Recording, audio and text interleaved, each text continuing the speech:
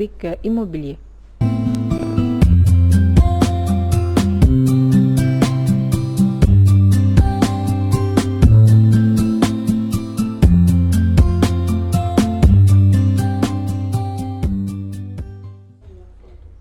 Aïcha donc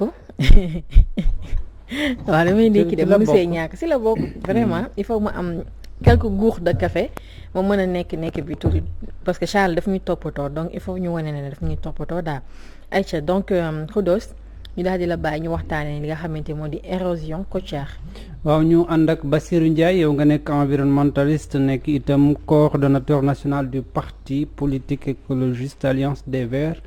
mais li ñuy nar a waxtaanee jëm ci wàllum érosion côtière ñu ci bëri jaawale ko ak avancée de la mer balaa ñuy sori lan moo différence bi. Merci monsieur Diallo donc c'est vrai dañuy jaawale érosion côtière ak avancée de la mer alors bu ñu waxee érosion côtière parce que loxo nit mu ngi ci soo jëlee kaawu naa cité ngeen excusez-moi teeru bi jël Magic Land ñoom dañu sëkk dafay créer érosion côtière parce que dafay am dépression boo sëkkee mu avancé ndox bi bu ñëwee dootul dem jub parce que fii dafa avancé ruq bi de fii foofu lay lekk donc géej gi daf koy lekk di limer ci suuf di ko limer ba li ci kaw wàcc fekk ci suuf loolu moo tax boo demee porte millénaire di nga gis ni ci ginnaaw commencé na affaissé wu loolu mooy érosion côtière bi parce que loxo nit toujours mu ngi ci avancée de la mer nag loolu mooy bitim réew iceberg yi mooy glace yu mag yi nga xam ne mi ngi sey di dugg ci ndox bi donc quantité ndox mi maanaam ni ndox mi toll dafay yokku ba pare jóg en hauteur donc forcément dafay avancer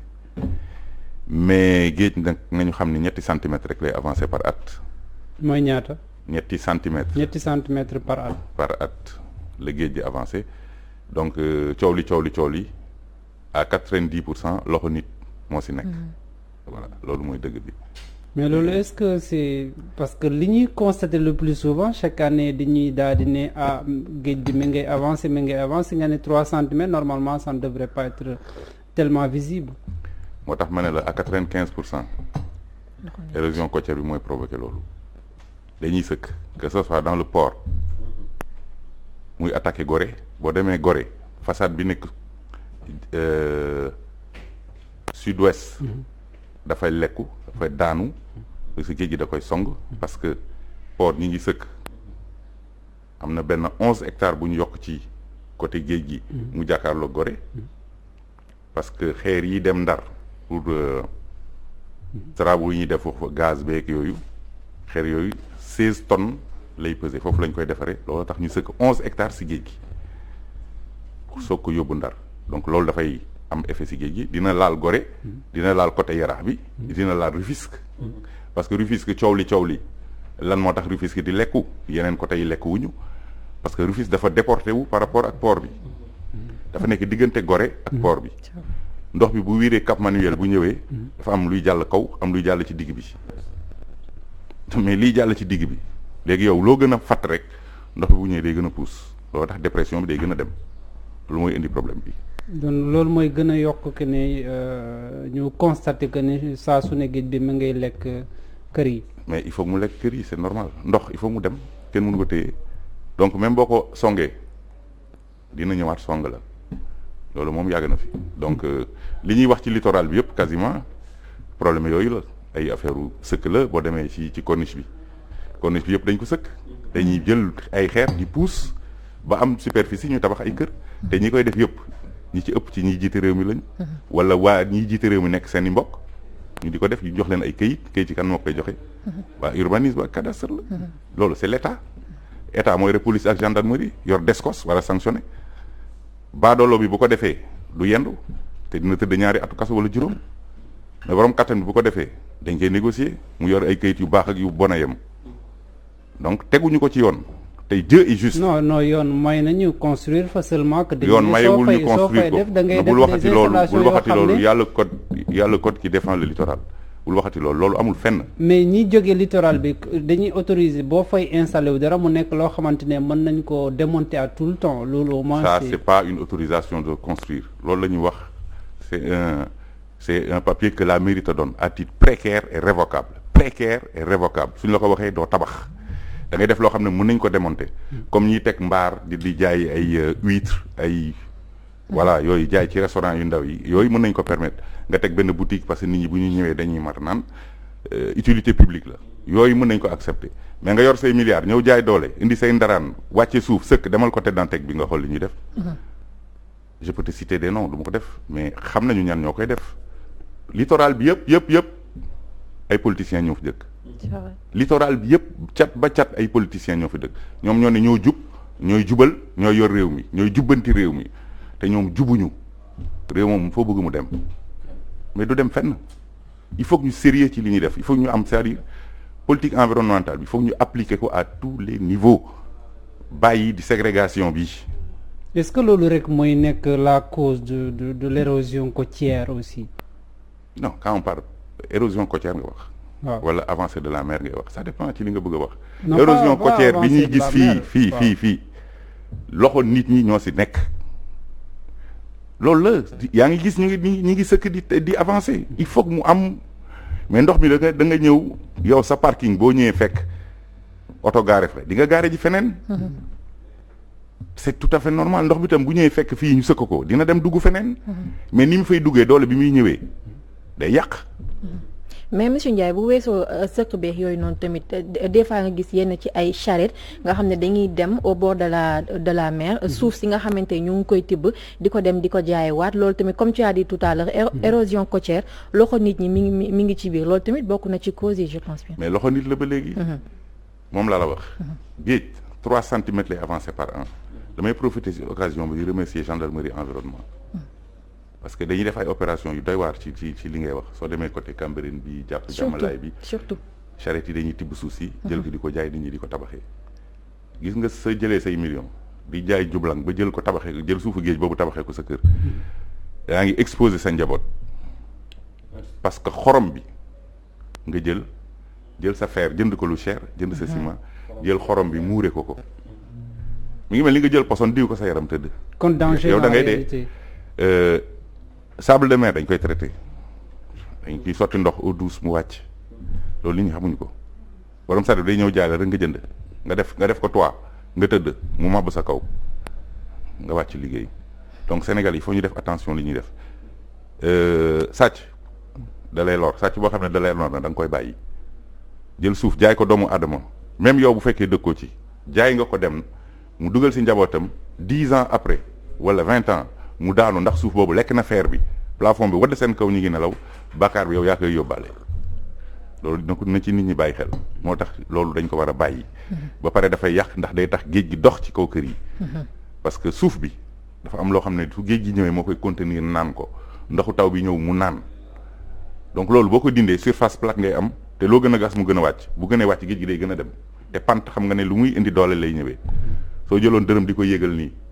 ak boo ko wàccee ci descente mu dem vitesse yi bokkul donc ndox mi tamit c'est la même chose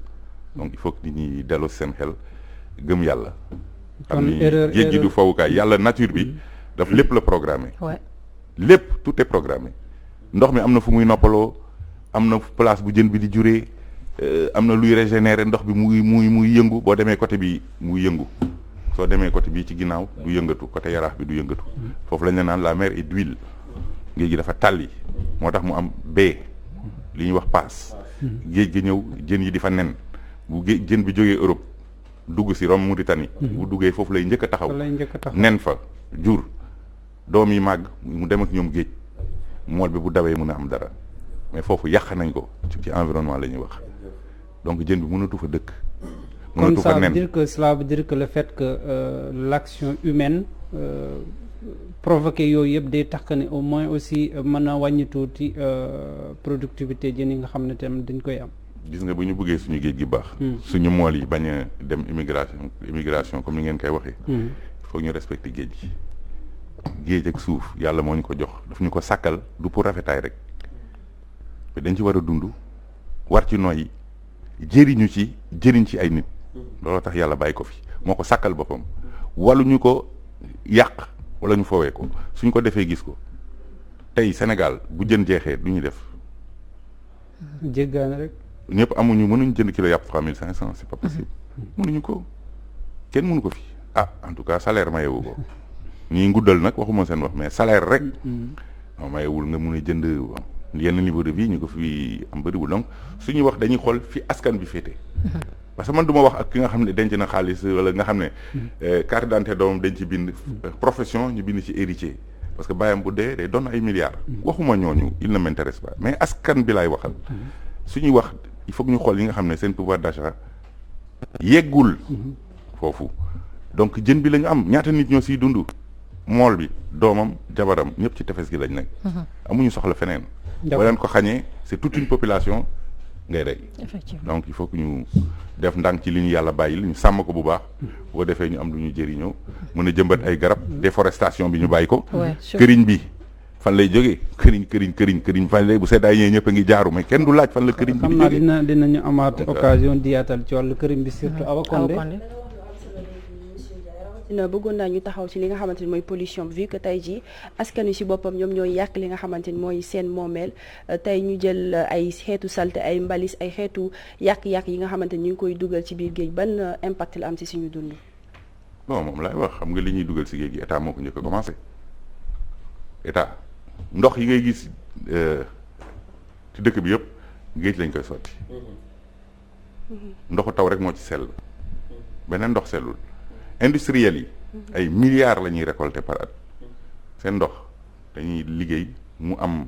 tooke ci biir mooy poson luy lore ñu jël ko directement sotti ko mu dem géej nguur du leen wax dara ñun biñ ci coowee coow ba coow li bëri état ne leen léegi da ngeen di fay taxe pollueur payeur 500 000 francs par an kuy def chiffre d'affaires ay milliards nga ne ko 500 000 kooku mooy polluer parce que 500 000 ça fait même pas son carburant par mois donc il faut que ñu état bi moom laa la wax appliquer benn politique de rigueur côté environnement le ministère de l'environnement dañ ko war a c'est-à-dire c'est moi je dis c'est l'enfant pauvre du gouvernement bëri na xaalis ki mais c'est mal organisé corps yi ci nekk tey mun naa la jox eaux et forêts eaux et forêts doo leen dégg te pourtant li ñuy liggéey ak nit ñu taxawoo mais jéggi na dayoo ñu doo leen dégg c'est-à-dire corps la boo xam ne nit ñi xamuñu ko sax c'est vrai eaux et forêts est-ce que du seen amuñu moyen amuñu effectif ils n'ont rien absolument rien te ñooñu buñ leen sàmmul jiital leen teg leen fi ñu war a teg loo gis problème yi frontières yi du chinois yaa ngi ñuy bëgg a rey ak dagg coupe bi fële Casamance bi côté Casamance mbay laay donc attention donc may ma parce que waaw nga yëgal waaw dama doon wax mais pareeguma si kii donc pollution bi li muy jur mooy sénégalais day sangu géej ñun géej lañu am munoo fexe ba tàngaay bu jotee duñ dem géej waaw boo jëlee géej gi yëpp nga def si poson nga dem port ñu teg suuf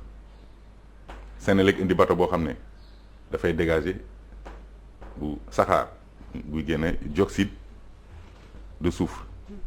bu amee humidité comme temps seddaay bu ñëwee bu laalee ndox bi dafay nekk acide sulfurique bi bu wàccee ci ko ndox bi jën bi nekk en surface yëpp dafay dee nit ñi di ci sangu donc feebaru der yi gars yi di am ak yooyu yëpp yooyu problème yooyu foofu lay jógee ak bateau yi produits yi ñuy utiliser pour napp donc pollution bi graaw na graaw boo xam ne suñ ko doon énumérer tey du jeex le canal 6 de la baie de Hann nga xam ne industriel yëpp seen ndox fa lay jaar di dugg si géej gi kenn traité wu ko y a même un projet qui a été initié bon mais ba léegi démarré gul dal na démarré ak jàmm parce que ñu ngi koy xaar depuis